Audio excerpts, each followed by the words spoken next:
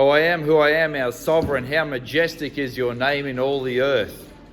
It's not a bad opening line from a singer-songwriter who had a day job as a king running a country. For a bloke like Dave, it was a poetic way of saying God is in charge.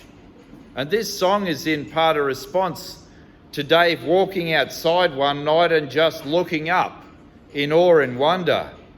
What he sees takes his breath away as he beholds a slice of heaven. He didn't have the James Webb telescope to see things like the Carina Nebula up there on the screen. He couldn't delve into the outer reaches of space or with an electron microscope look into the incredible detail contained all therein. But he could see enough to wonder about the majesty and glory of God and our place in the scheme of things. Looking up, looking down, looking around gives us a healthy dose of perspective, and it's an especially good reality check for the supersized ego of a king like King David.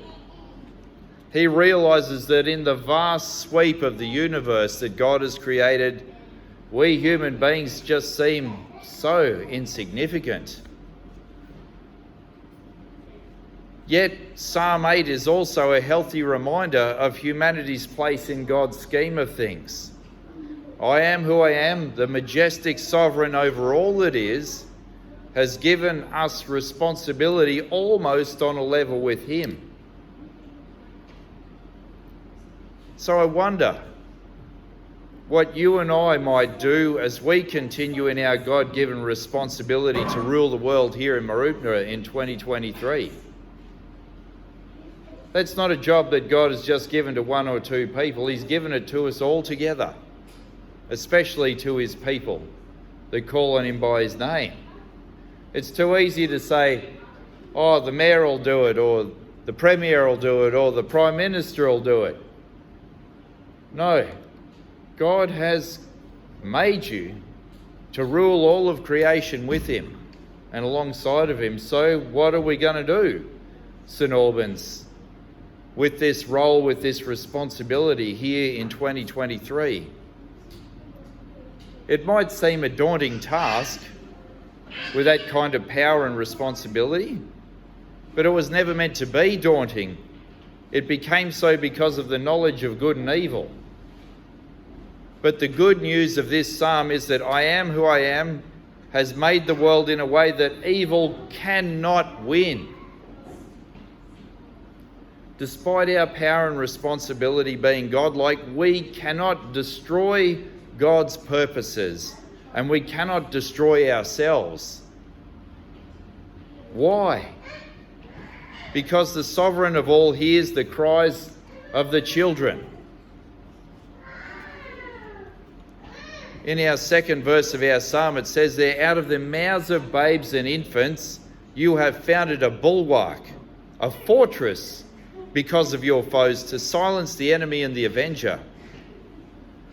And you know what, as you look around in life and look at the news, you know that God has given us a lot of latitude with our power and responsibility as we share his sovereign rule over creation. He respects our place in his rule, even to the point of allowing us to inflict a lot of damage on each other, on the environment, and on his church. But there is a barrier that we just cannot break down or destroy. We cannot destroy ourselves. The cries of babes and infants might seem an odd barrier to total human annihilation. But in the pivotal event of the Hebrew Scriptures, I am who I am pulls the handbrake on the world's only superpower of that time, Egypt, when they begin a program of trying to murder every last baby boy born to the Hebrew slave women. And he delivers that slave people with a mighty hand and an outstretched arm and brings them out of slavery and into freedom, because he hears the cries of the children.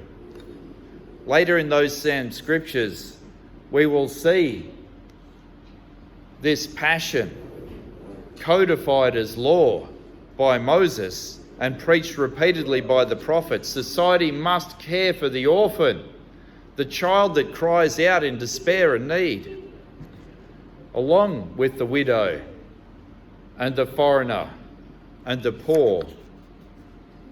The cry of babes and infants is taken up in the cry of God's only begotten Son as a baby, but most definitively so as Jesus dies on the cross and cries out, "It is finished." Evil, the devil, and death are done in his final breath. And so now, as Paul says in his letter, which we heard Catherine read earlier, we've been adopted as God's own children. And as his kids, he hears us every time we call out, "Dad, help!" Katrina and I saw an answer to that prayer today in a powerful and miraculous way. Over the last few years, there's been a lot of alarmism over a great many things. Most of it is based on irrational fears, incomplete information, or crazy flights of fancy. Enough.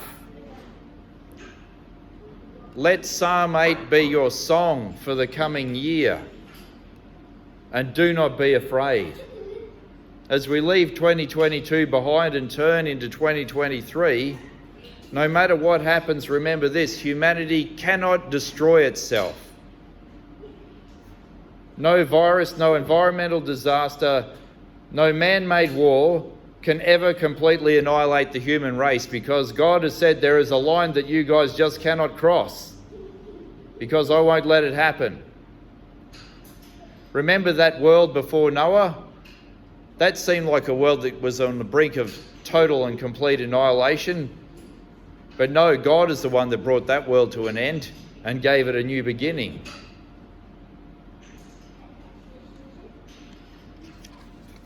We're just not that powerful. Take heart. No matter what alarmism or cries people sound out in the world in the coming year, do not be shaken and do not be afraid. Yeah, we've got to take some responsibility and act wisely, but we cannot destroy ourselves. Take heart. It's like God has got us bowling with the bumpers up. How easy is that, really? And be filled with joy, because from beginning to end, God is in charge. And he intends to bring this world to a good end. And if it isn't all good, then it is not the end yet. And this psalm teaches us that he has put things around you and I to stop us getting too big for our boots. If we're willing to open our eyes and see, walk outside at night, look up, and be humbled that God is mindful of you, and that he loves you, and that he sent his Son to save you. And as you look up, remember that he has made you part of the rule over all of this, even here in this humble town of Mooroopna.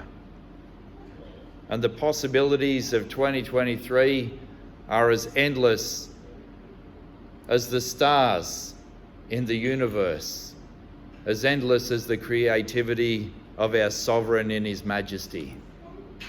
Oh, I am who I am, our sovereign. How majestic is your name over all the earth. Amen.